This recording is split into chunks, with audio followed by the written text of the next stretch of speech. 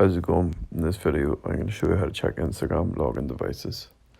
So the first thing you do is open up Instagram, come to your profile and select the three horizontal lines in the top right to open up the settings. Choose Account Center at the very top. Then come down to your account settings. Then select password and security. Next, you want to come down to the security checks section and press where you're logged in. Choose your Instagram account. Here you'll see your account login activity. So this will see where you're currently logged in. Then it'll also show you logins on other devices.